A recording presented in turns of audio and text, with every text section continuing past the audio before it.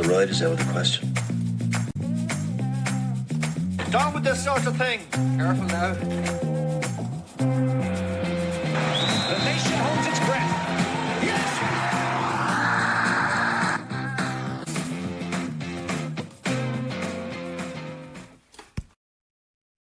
Hello and welcome to Friends in Low Places, the podcast where four Irish middle-aged men talk about various entertaining topics and try to make sense of them all. And today we're going to try and make sense of Irish weddings. Oh yeah, nothing like a wedding. Difficult task. Difficult task, because none of us can probably remember them with due to the copious amounts of alcohol we've drank at them. But we'll give that a lash anyway. Yes, so we have a really interesting topic today, Irish weddings. Great crack, great sessions, great hangovers, great food, debatable, but definitely great stories, and we have a few today. So Niall, you're going to kick off with the playbook of a typical Irish wedding from start to finish. Then we will look at some own specific stories from weddings, kicking off. Aaron will kick us off on that one. Mike, you'll run us through the cost of a wedding, which I'm really looking forward to. And then at the end, we'll take a look at some things we should maybe keep for weddings, but some things we think that should be binned at weddings. I have a few of those. Actually, probably have quite a lot. But straight in, Niall, typical Irish wedding. Run through us. So what I'm going to do, lads, is I'm going to describe, I suppose, the approximate timetable of an Irish wedding, right? Not all weddings have all of these elements, I do appreciate. And what I'd like to do is just comment on how we feel about each and every piece, good, bad, indifferent, etc., etc. So I suppose the first one for me is pints before the church or the ceremony. Is that a good or a bad idea? Well, it's kind of a given, isn't it? We've all done it. I mean, Jesus, I remember one time we were late for a wedding about half an hour, but it's good. It's good at the time, but probably not a great idea afterwards, you know. Okay, good at the time, but not good in the long run of the night. I have to say I thoroughly enjoyed the pints before the ceremony, probably more than the ceremony, if I'm being honest about it. Because you probably shouldn't be doing it. Yeah, I suppose. Well, it depends on your participation. I mean, if you're the groom, I would say no. But if you're anybody else, I would say yeah, have a jar, definitely. Yeah. Okay, ceremonies, church or otherwise. Okay, length of time. So I've had various different experiences from a half an hour to an hour. I've even had some that are an hour and a half. What do we feel in terms of the ceremony or the mass for the wedding? Everybody wants to get to the I do bit and cheer them on and get out of there and get to the pub. Okay. That said, I know Aisling loves the ceremony. That's her favourite bit of the day, for instance. Yeah, I think it depends on the type of ceremony, and it depends how it's done. My own personal experience was it was in the church for God knows how long, and then it was in the official part of it. I can't remember what it's called, in the town hall. That also took a fair amount of time. Yeah, I like a half an hour, 40 minutes max. Bride's being fashionably late. I think that's not good. I don't think. I mean, unless there's a genuine excuse. Does my head in? But does that really happen? Oh yeah. Does it? The priests get pretty pissed off, I'd say, Duffy. Yeah. No, I mean, sometimes I'm sure that they're not ready and it genuinely happens. But it also happens, I hear anyway, that, as I say, you just keep people waiting for a little while. Has it happened at any of your weddings, guys? Was the bride late? No. I don't know. Was the wife late? Well, the wife, yeah. No, I had them warned. No, I was having a pre-marriage beer. The last wedding I was at, I drove.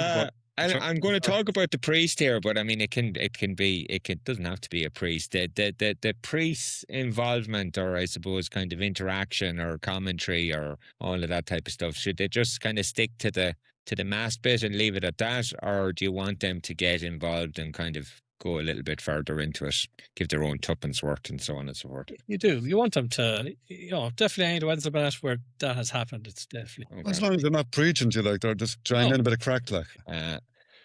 Someone reading that shouldn't be reading. Oh, Jesus. Me. God, me, yeah, God. There's nothing more terrifying. You've been that soldier. Yeah, I have a few times, yeah. I will just do an old prayer. It starts out with an old prayer of faith or something like that, something easy. Or the flip side of that, someone reading who thinks they're better at reading than maybe they are. In other words, they think they're getting an Oscar or whatever. Yeah. Or someone really, really nervous hates talking in front of people, and you just feel. Okay, so church finishes up. So the gap between the church and the dinner starting, how do we feel about that? Well, you have to be careful, because if you go on to drink too bad, it's kind of be careful how you spend that time, but you know yourself.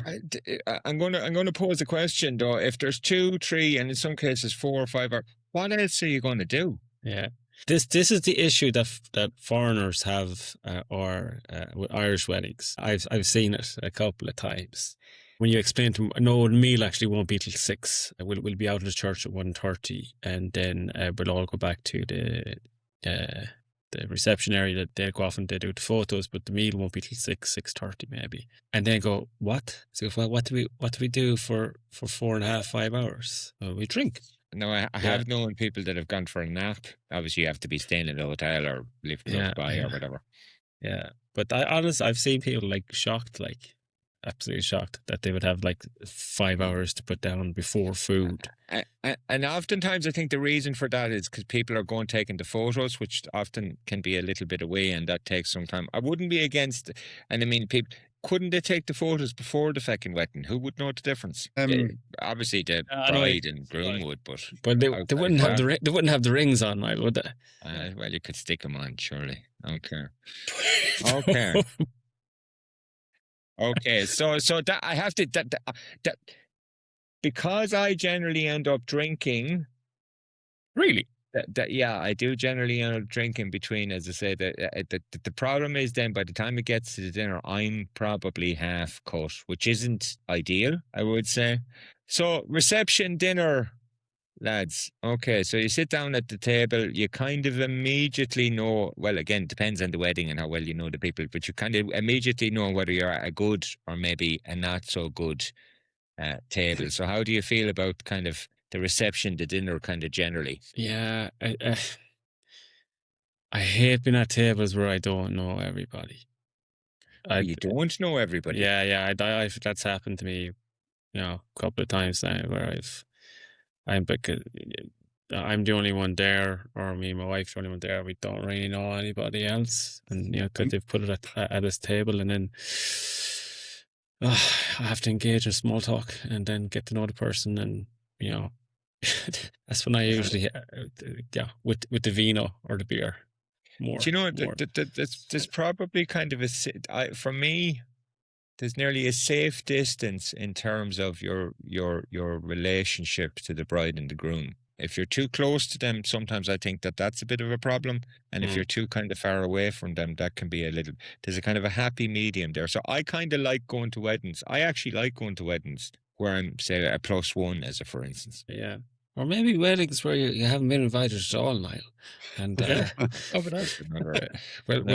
Aaron and Mike, how do we feel about the meal, the grub? I personally rather go to weddings. I know the people I'm going with, well, most of them, because as Shawnee said, it's wicked hard work. It can be a long meal, can't it? I mean, creating small talk. They can drag the arse out of it, yeah. Yeah, so I'd rather go into relations weddings, friends weddings. It's better crack, isn't it? Yeah. Family weddings are definitely a step up, a wedding where you're maybe, you might not even know the bride and groom. Maybe it's my wife. Mike, what wedding would you be at where you wouldn't know the bride and groom? I was at a wedding. I've actually at a wedding. I didn't know the bride and groom. It was a lady that Anne-Marie worked with. So I'd never met them. Okay. I mean, but we were shoved at the table of the people that didn't know each other, so they knew everybody didn't know each other. But it was good crack for a finish, to be fair. But if you didn't know anyone, Mike, no matter what table you were going to be at, you're not going to know anyone. You know what I mean? So you'd have the the same problem. Absolutely. And look, I subjected, certainly in terms of my first wedding, or my mother subjected, I should say, in terms of speeches. But speeches, lads, how do we feel about the speeches? Quick in out, job done. I like the speeches. I like them. I like them. You know, it's a good chance to, you know, have someone talk about you, which doesn't happen that often, you know. As long as they don't go on too long, like. But sure, yeah, I would say they're miss more times than they're hit, so to speak. And I remember warning my mother the first time around, and she still went on for, like, I was, you know, it was cruel. And I made her watch back the video just so that she had to experience it herself as well, because sometimes when you're in the middle of this, you don't get it, you know. And what's the reaction? Was Sacred Heart to God. Yeah. Did you ever play the game of everyone passes a glass around the table and puts money in, see how long the speech will last? Yeah. I think the last wedding I was at, I think someone won like 120 quid or something. The speech was about 50 minutes. I seem to remember, Aaron, you were best man for Mike's, were you? Yeah. I remember your speech being fairly short to the point, and one of the more memorable ones in a good way for me. Well, that's me. Just got to it, isn't it, Mikey? That's it. That's why I picked it. Yeah. Keep it efficient, you know. Okay. Yeah. I don't know. Yeah, I speeches are. Yeah. I don't think this generally happens during the meal for me rather than after the meal. But you know, there's that moment in the night where kind of the crack starts to happen, so to speak. It can sometimes be during the meal. It can sometimes be kind of afterwards. Do you know what I'm kind of talking about? Yeah. It's usually, if it's during the meal, what ends up happening in most settings is at the end of the meal, everybody has to get up and move out so they can change the room around for the night festivities, clear the dance floor kind of thing. But everybody ends up in the front bar someplace. Yeah. And that's where the damage, I think, starts to happen, especially in family weddings, is the pints start flowing. Some fella start to sing song, yeah. And it's nearly a case of by the time they call you back down to go to the dance floor, you're kind of going, can I not just go to bed now? Yeah. I do think getting the meal over at a reasonably early hour and getting the music is important. I've seen weddings recently where you're still eating at like 11 o'clock, and that to me is kind of a bad idea. Now, question for you. I like weddings, so I've had good crack, and I like going to weddings, generally speaking, right? But my favourite type of wedding invite to get was an invite to the afters of a wedding. Does everyone remember getting invited to the afters of the wedding, which is effectively when the dinner ended? As far as I'm aware, invites to afters are effectively gone. Doesn't happen anymore. Yeah. I can stand, and again, I've never had that kind of properly explained to me, because I thought that was a fantastic idea. Yeah, it was fair common when we were like in the 90s and 2000s. Like, I remember getting invited afterwards, and they go, your initial reactions are, thank fuck, I don't have to sit through the ceremony. And and then you usually pal up with one or two other people who are only going to the afters, and then you have your meet up, have your pints, and then you waddle in. Like, that's good. Band or DJ, or band and DJ? Both. Yeah, I'd have to go for band and DJ, yeah. Both, yeah. Definitely. Yeah. I do think a good band makes a big difference, though, just to kick things off. Yeah. First dances. Yeah, no. And the kind of choreographed first dance has kind of come in. What do you mean now? Do you mean the bride and groom's first dance, or does everyone have to dance? No, yeah, the bride and groom's first dance aren't. Yeah, not everyone's first dance. Your first dance aren't at someone else's wedding. Yeah. That's what we're all waiting for. Exactly. Yeah. No, I think first dances are bullshit. I think just fucking everybody should go onto the floor at the same time and just. And I'm a main culprit here. But what about the people that kind of let it all hang out, tie around the head?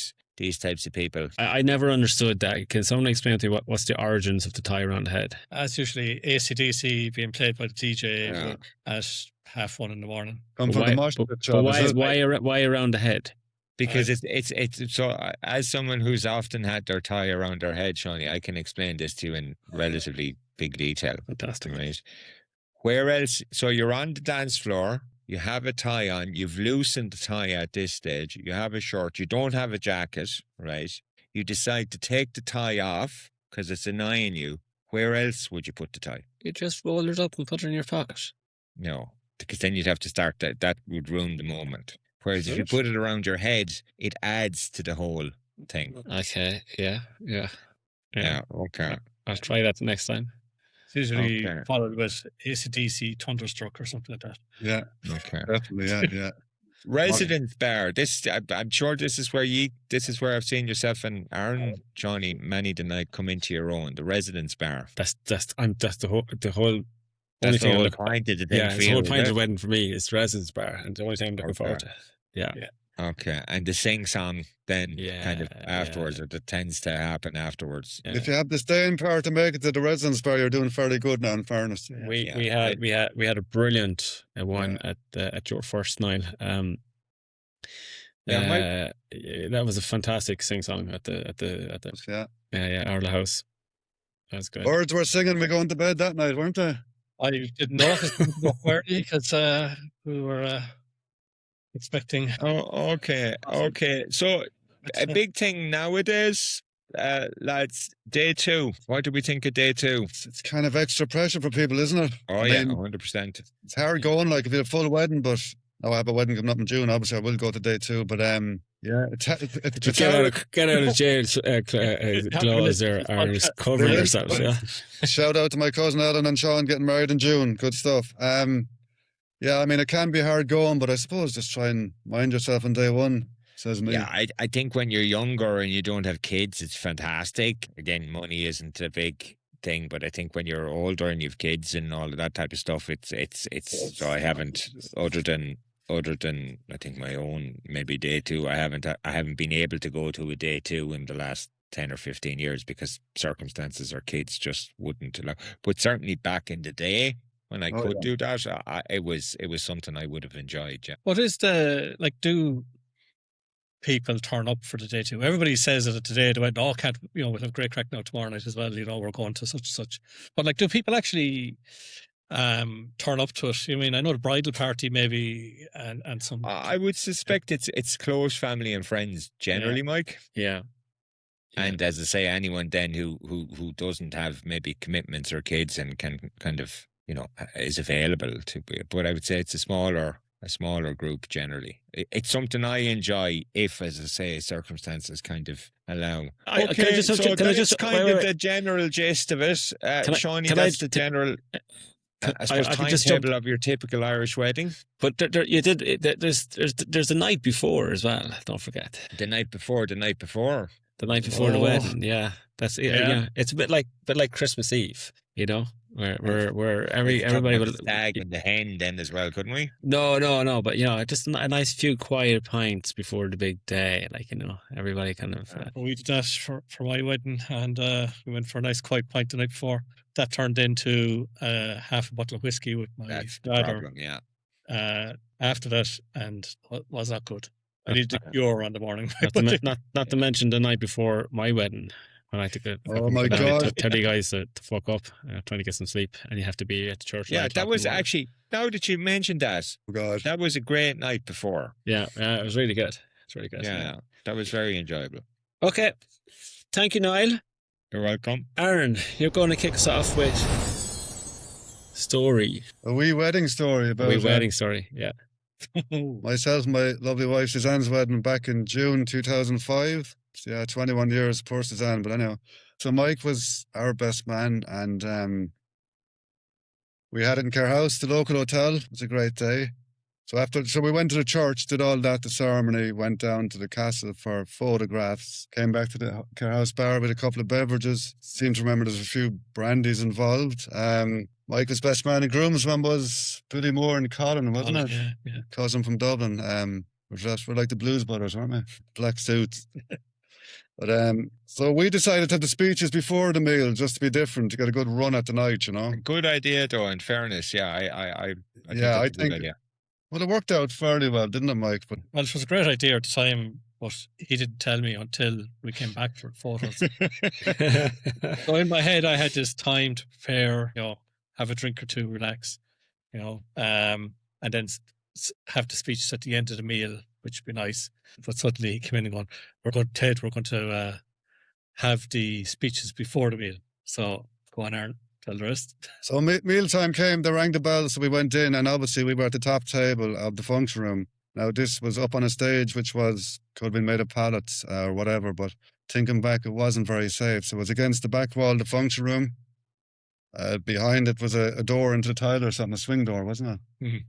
So Dad did the first round of speeches, my late dad, and he just welcomed everyone, told everyone have a good night and stuff. And then Mike came up. Mike was a bit nervous, he took the mic, professional and all that. And he told the bride how well she looked, the bridesmaids, and wished everyone a good night and to come to the day 2, actually, which we had in Castle Arms, I think it was.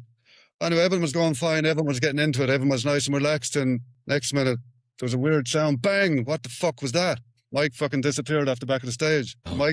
Mike fell down behind the back of the stage into the tiled doors. I'm laughing now, but like, geez, at the time it wasn't that funny. But he wasn't injured anyway, and the crowd got a great laugh out of it. So we picked Mikey up again, and it was like a sketch show.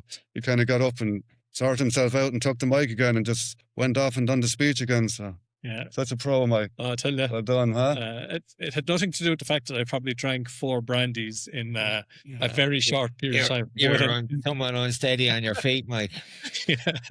Jeez, fuck! I've no recollection of that. No, me neither. You were so professional, Mike, that neither myself or Colin. You know what I mean? I don't know where you are. Well, you had 4 brandies. We probably had 6 by that time. That's why we don't. Yeah, remember. well, luckily you weren't injured, because that would have been a disaster. Jesus, yeah, that would have been a disaster. Yeah, but I know it was fine. It was all part of the course.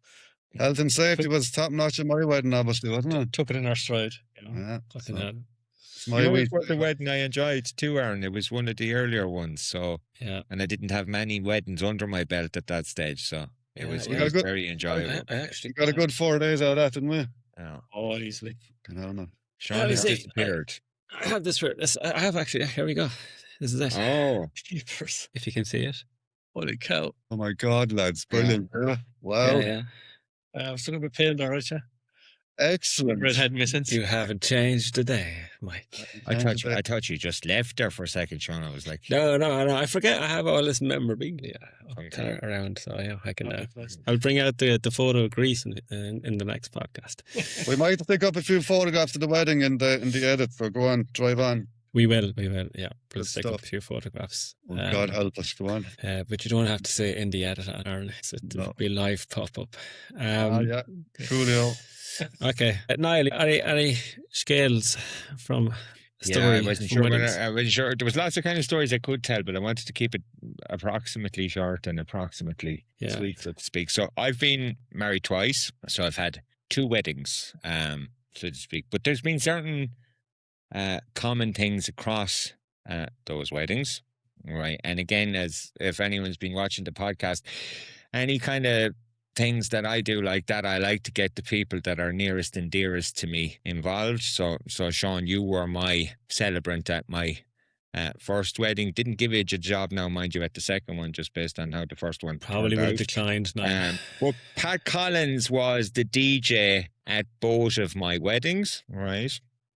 And I thought he did a pretty good job at the first one. But you guys were there, but I thought he did an exceptional job at the second one. Now, Pat is an aspiring, or he likes to DJ, but he's not a professional DJ. He's a farmer, yeah? But I think he was so impressive on the give and even. He put so much effort and so much thought into it that everyone thought he was a professional DJ. And not just that he was a professional DJ, but he was a really, really, really good professional DJ. So obviously on Ashleen's side, there was a lot of people there, and they were so impressed by Pat that they were considering to get him to various functions that they might be having, so their kid's 21st or whatever the case may be. But I heard the story back, or Pat told me the story back. So he was having a conversation with someone there, and they said to him, "Your DJing is absolutely fantastic. Do you normally do weddings?" And he said, no. And they said, "Have you ever done a wedding before?" And he said, "Just the one." And they said, "Just the one?"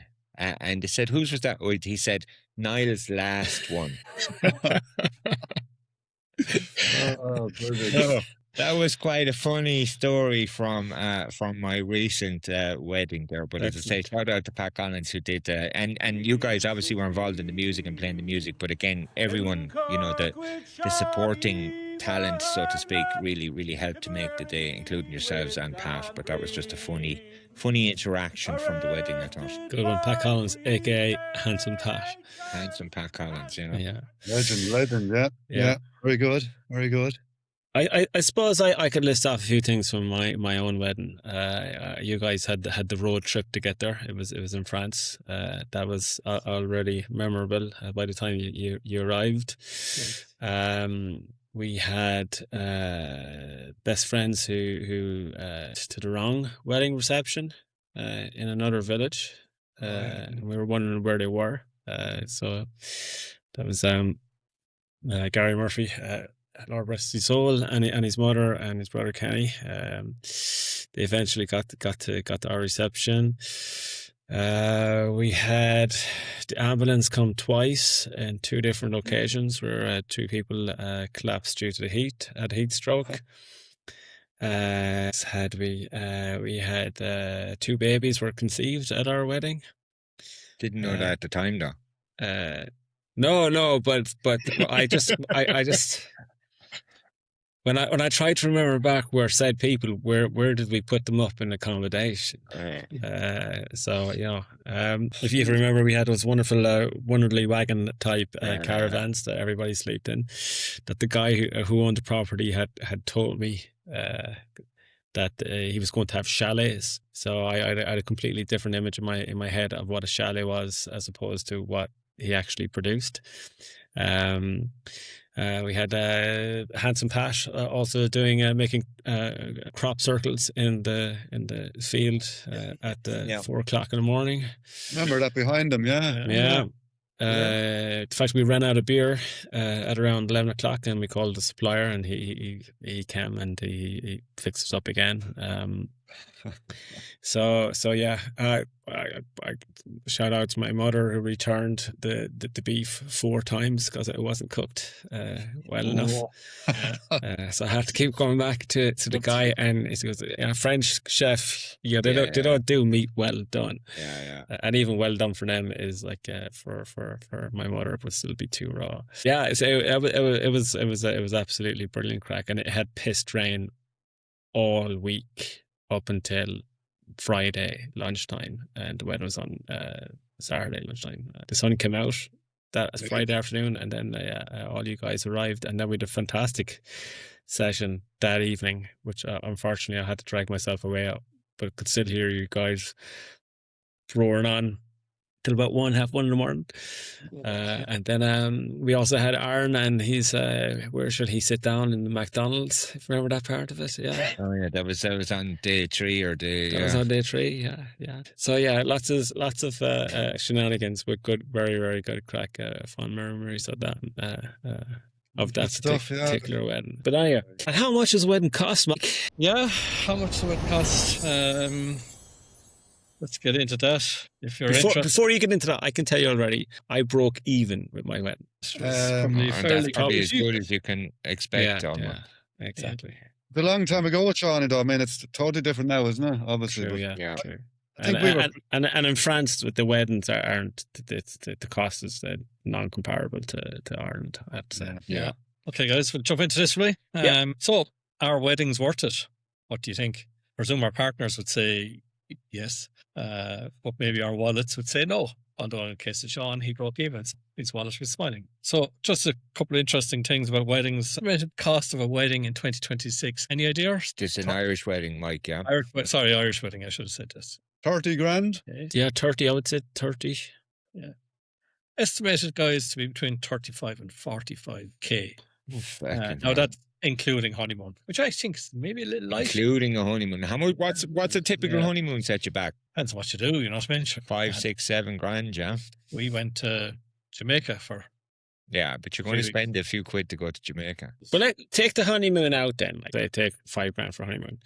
You're talking like 30 grand for the day itself. What are the big ticket items, so to speak? 35, 45,000, you could nearly fund a little startup business that kind of money. Easily.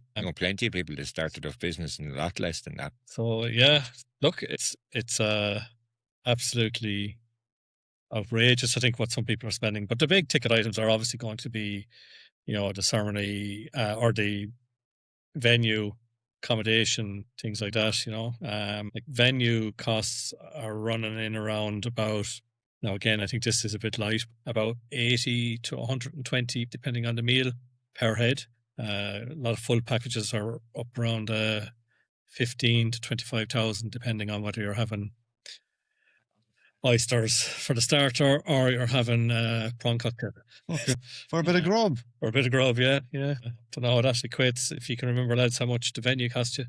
I'll tell you in a minute. Band would usually, again, depends on the band. The band would be expensive. Band is a big thing, yeah. Like really, what do you want the band for? You want the band to get everybody up the dance floor and get everybody moving and have a bit of crack. Because sometimes weddings can run a bit flat. Some of the ones I've been at have been kind of, especially people full of food, probably maybe had, especially the ones that are where the ceremony is held in the venue. Because what happens is everybody arrives at 12 o'clock, has a beer or 3 before the venue, before the ceremony. Then they're literally just walking from a room, or if it's a nice day, they might be outside, literally walking from outside into the bar.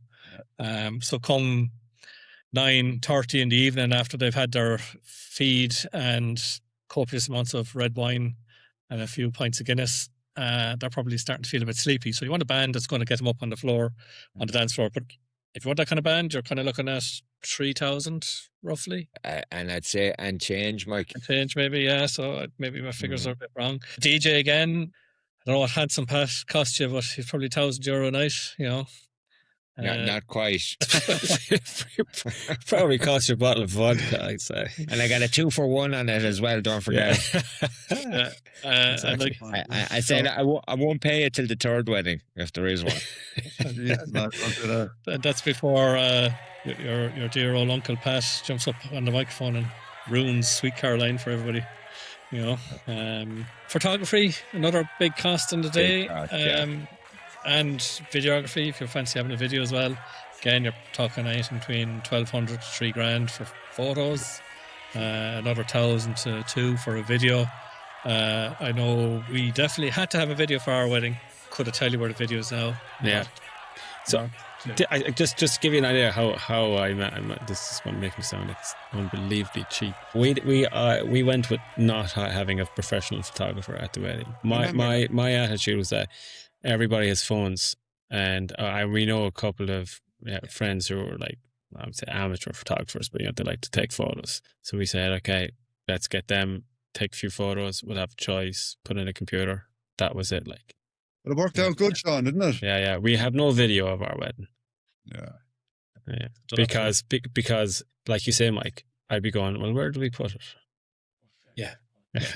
Well, ours was definitely a video, and we have nothing that can play a video. Yeah, so I suspect if you could play it back, and you have to remember as well, for a lot of people when they get married, they're a little bit younger and so on and so forth. So I caved to certain pressures, wedding 1 that I didn't, and wedding 2, but I had a few years under my belt, so to speak, in terms of doing that. You know what I mean? So I suspect if you could play it back, if you could go back in time, Mike, and organise the wedding again, there are certain things both probably you and Anne-Marie now would leave out or would feel as unnecessary. But at the time or beforehand, it's kind of hard to see that because you're a little bit younger, you've not had the experience, etc., etc., etc., Yeah. See, I just remember, I didn't think of this when we were thinking about stories earlier, but when we did get our video back and we sat down and we did watch it. It was porn.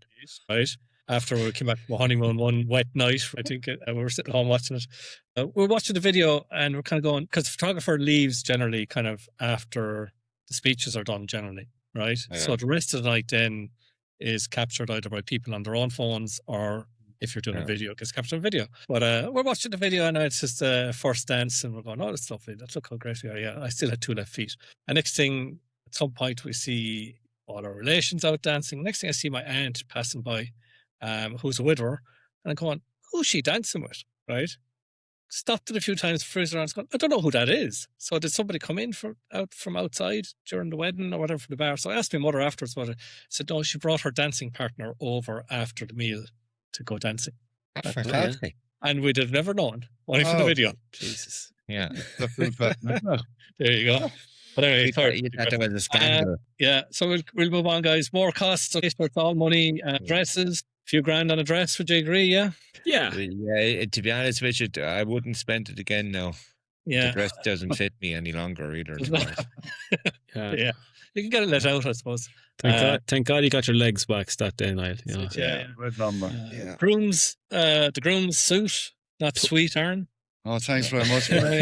Just a reminder there. Yeah, I'm totally against that. I'm totally against the whole fucking three guys wearing exactly the same three thing and the whole suit and all that. The room was slightly different, doesn't it? We rented them at the time, wasn't it? Something like that. Yeah. So a quick question for you guys. Which, if I said these acronyms, FOB, MOB, FOG, MOG, would you know what I mean? It's a bit foggy. Come on. Father of the bride?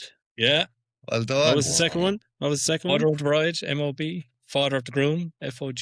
Mother of the groom, MOG. Do people actually use these? Yeah, that's all. It's all to go. Why don't they That's how you talk about it now. You know? Why don't they just say it? It's are we going to be suiting up the FOG, the FOB? You know, are we suiting the mother or the father of the bride? Do you know what they said at my wedding? Where's the SOD? Yeah, sure. Other costs then is bridesmaids, you know, groomsmen, flower girls, page boys. Sometimes the odd granny gets fitted out too, you know. So costs for you think just dresses and suits can snowball into thousands, to be honest with you. Yeah.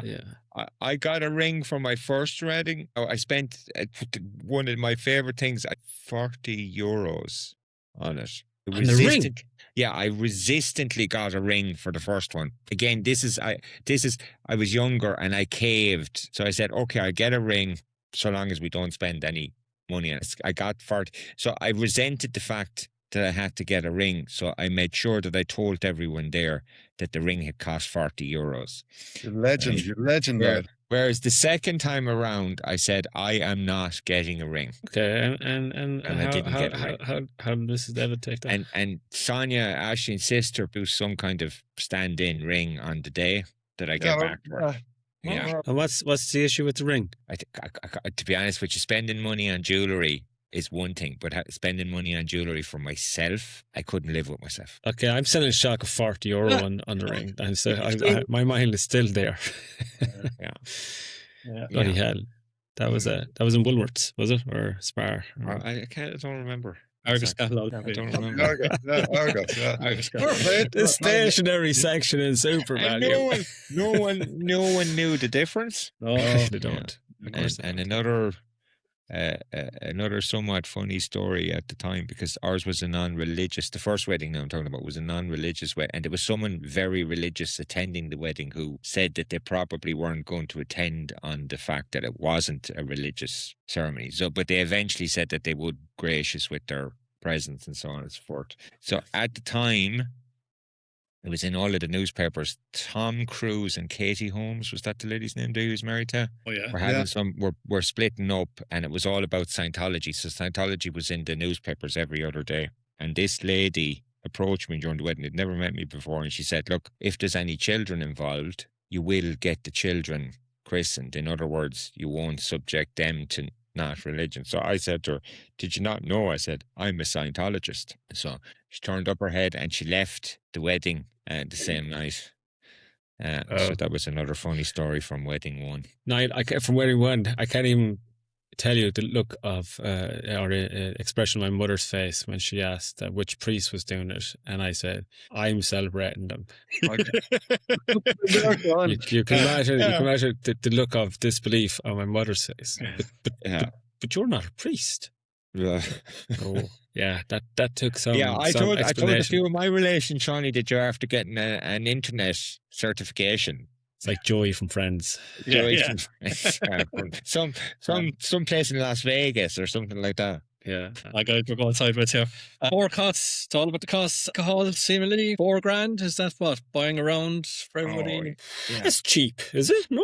Well, I thought it was cheap, but like most weddings that I've been to recently are, you know, either it's an event where the drink is there, or you just go to the bar and buy your own.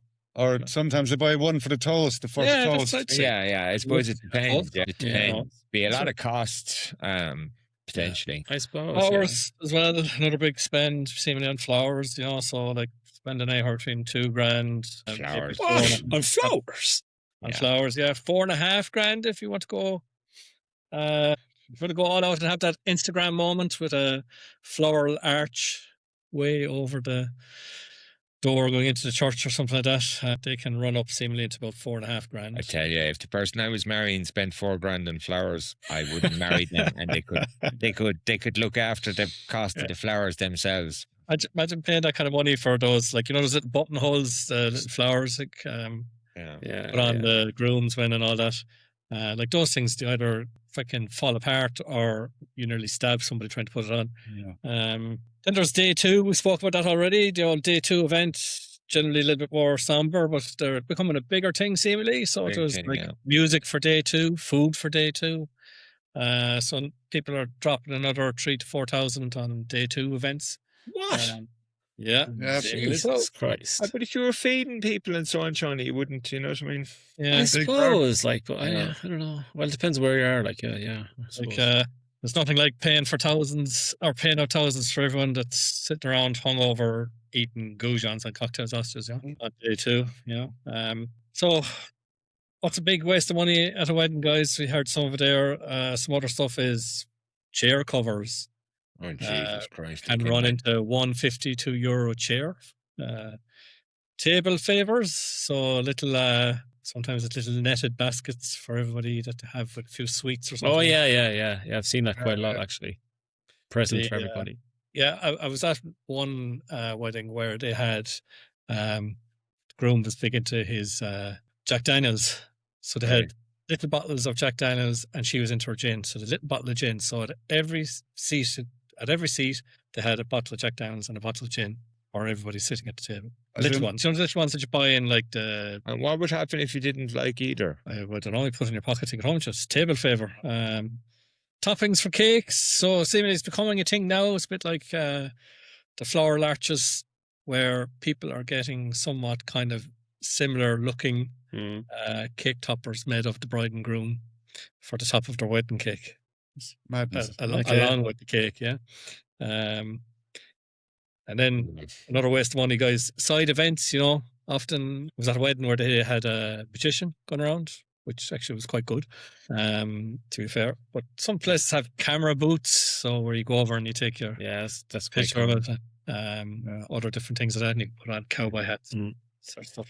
Very good. What people pretend is worth it. Premium food upgrades, so things like, as I said earlier, oysters for starters, drone footage.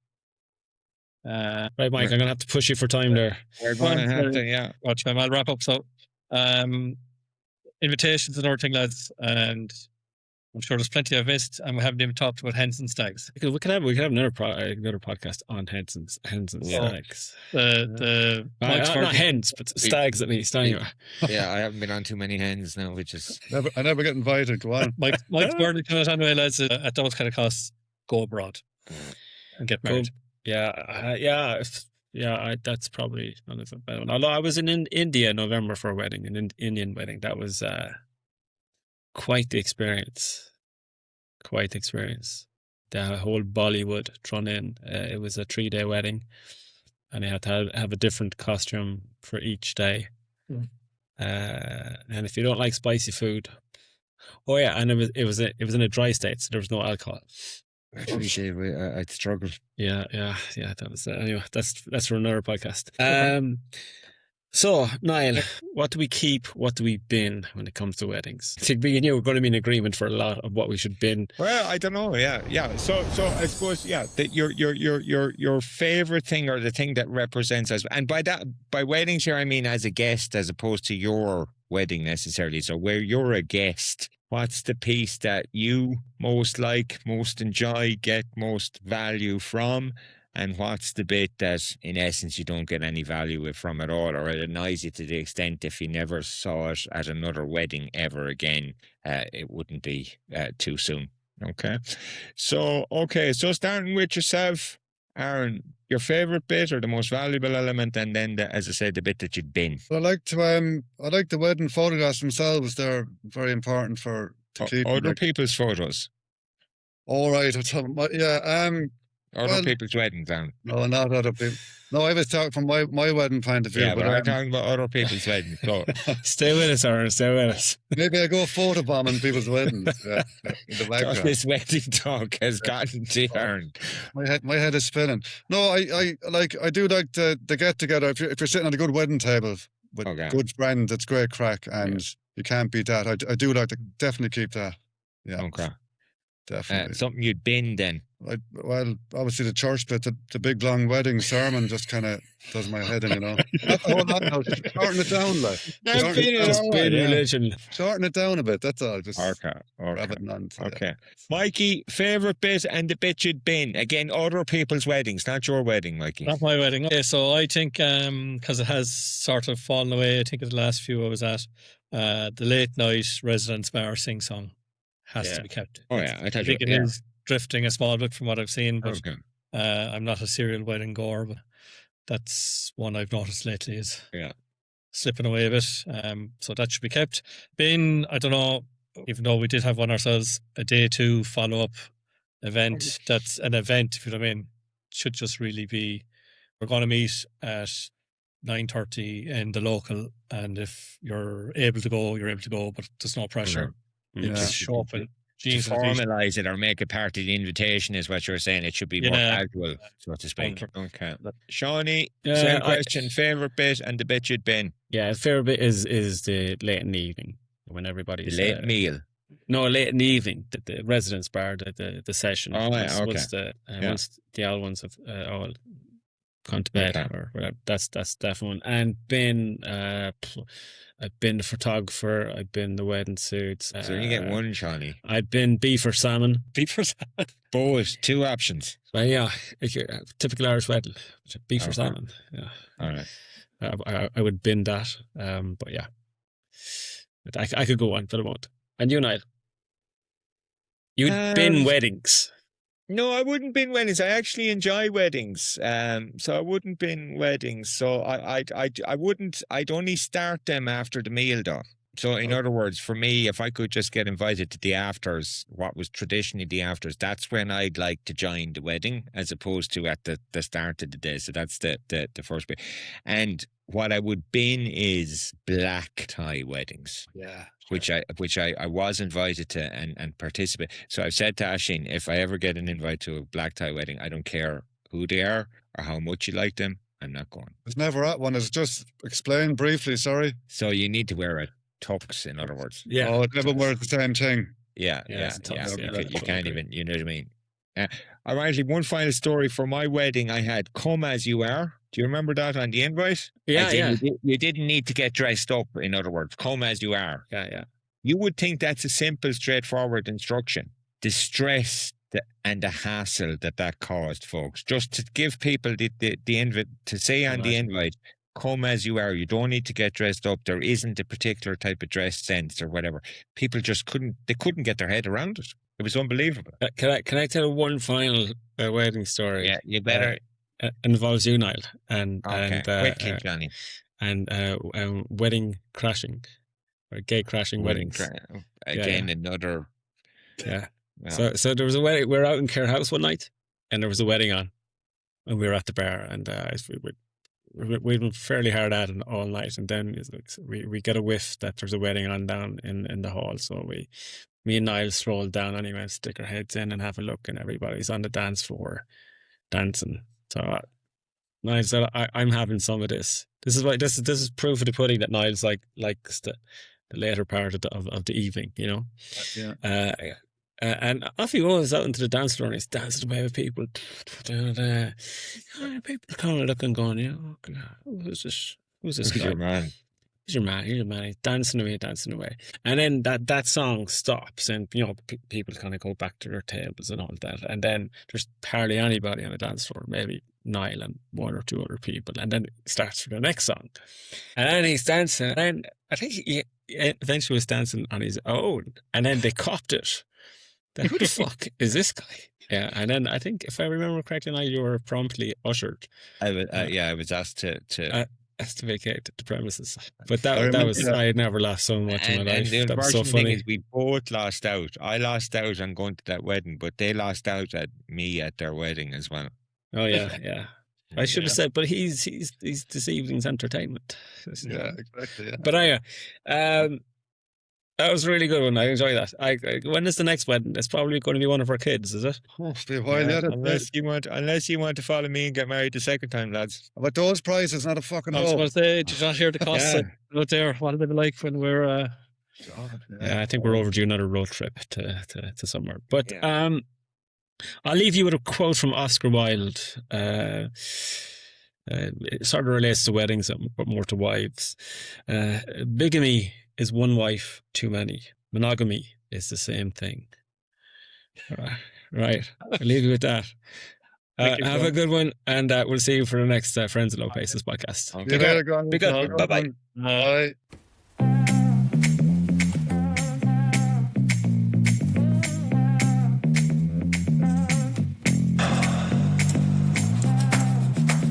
Suppose a ride is out of the question. Down with this sort of thing. Careful now.